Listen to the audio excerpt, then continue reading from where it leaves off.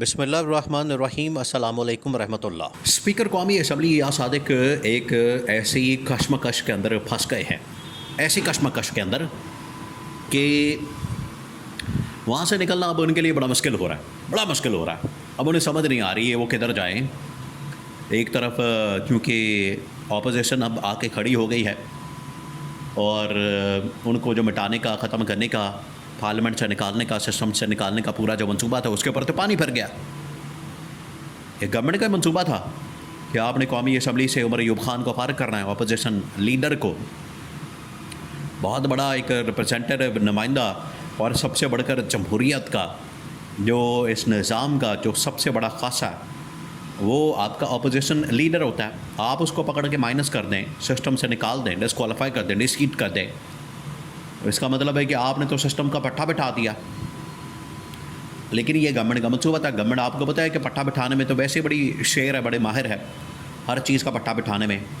انہوں نے پہلے جمہوریت کا پٹھا بٹھایا، پھر عوام کا پٹھا بٹھایا، پھر ملک کا پٹھا بٹھا دیا۔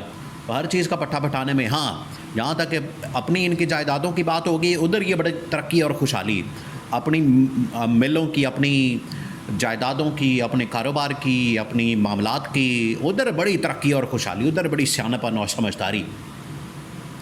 لیکن جیسے ہی ملک کا معاملہ، عوام کا معاملہ آ جائے تو ادھر یہ پٹھا بٹھا دیتے ہیں۔ تو یہ ان کی منافقت ہے، یہ لوگوں کو سمجھنا چاہیے۔ آپ ذرا امیجن کریں کہ پچھلے 50 سال سے دونوں خاندانوں نے جو سیاست کی ہے اس میں ان کی اپنی جائیدادیں، پراپرٹیاں، بینک بیلنس اور ان کی ملیں، ان کی کمپنیاں، وہ تو ارب سے وہ ہزاروں سے لاکھوں سے کروڑوں میں، کروڑوں سے اربوں میں، اربوں سے کھربوں میں جا چکی ہیں۔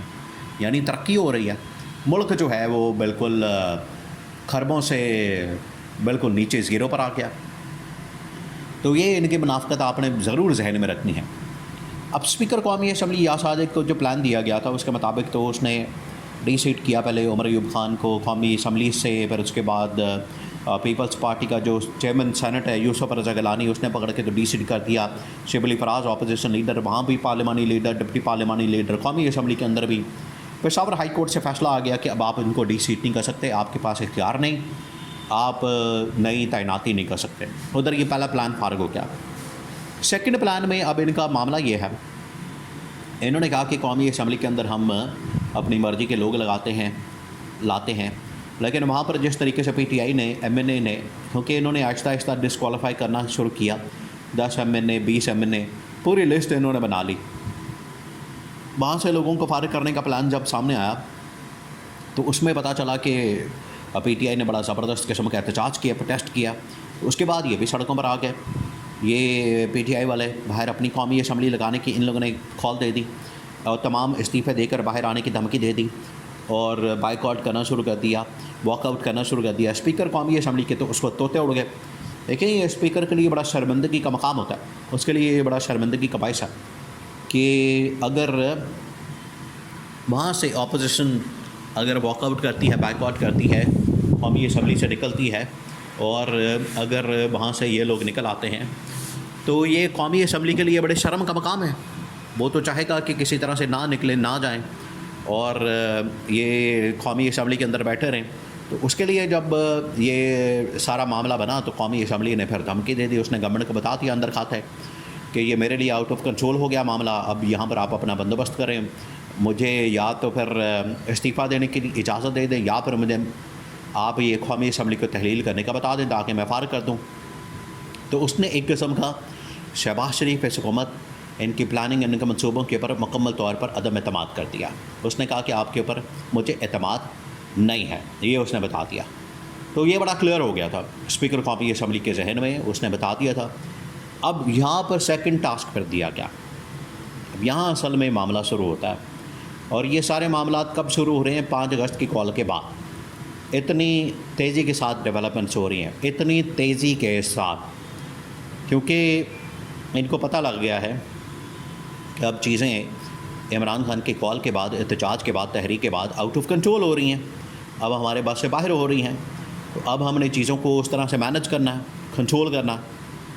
اب جب ان کی ہاتھ سے نکل رہی تھی تو پھر انہوں نے قومی اسمبلی کے اسپیکر کو یہ ٹاسک دیا، ذمہ داری دی کہ آپ جائیں اور جا کے آپ ملاقات کریں اپوزیشن کے تمام لوگوں کے ساتھ، اپوزیشن کی لیڈرشپ کے ساتھ، عمر ایوب کے ساتھ یا پھر شبلی فراز کے ساتھ یا ان کے پارلیمانی لیڈر کے ساتھ ملاقات کریں اسپیکر کے چیمبر کے اندر، اور وہاں پر یہ سب کچھ کریں.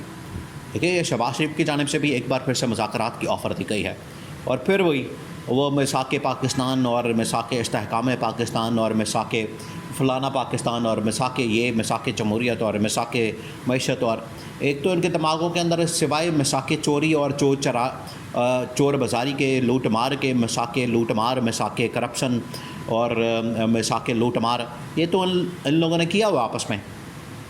نون لیگ اور پیپلز پارٹی نے میثاق جمہوریت کے نام کے اوپر. عمران خان اس طرح کے میثاقوں کے اندر نہیں آئے گا، وہ میثاقوں کے لیے نہیں آیا ہوا. یہ میثاقوں کے دھوکے، میثاقوں کے جھانسے، میثاقوں کی 2 نمبریاں، یہ میثاقوں کے فراڈ، یہ عمران خان ان چکروں کے اندر نہیں آنے والا. ان کو ذہن میں رکھنا چاہیے.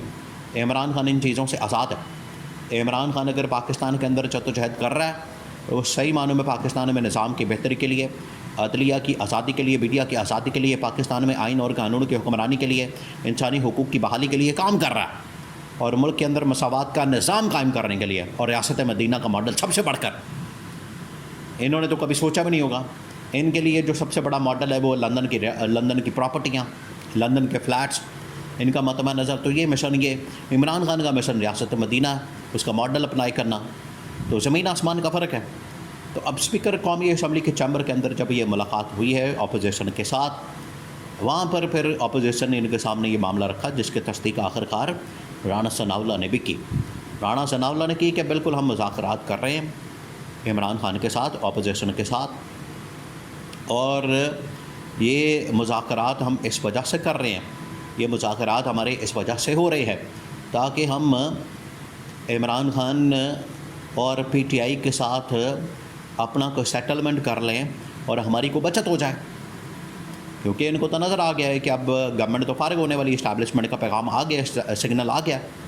تو اسٹیبلشمنٹ کے ساتھ اگر پی ٹی آئی مل جاتی ہے، اسٹیبلشمنٹ کے ساتھ اگر پی ٹی آئی ایک پیج پر آ جاتی ہے، ان کے ساتھ مل جاتی ہے، ان کا مکمکہ ہو جاتا ہے، ایکا ہو جاتا ہے، ہم تو فارغ ہو جائیں گے، ہم تو پھٹے پہ آ جائیں گے، ہماری تو چھٹی ہو جائے گی، ہم کیا کریں گے، یہ ان کو کہا گیا.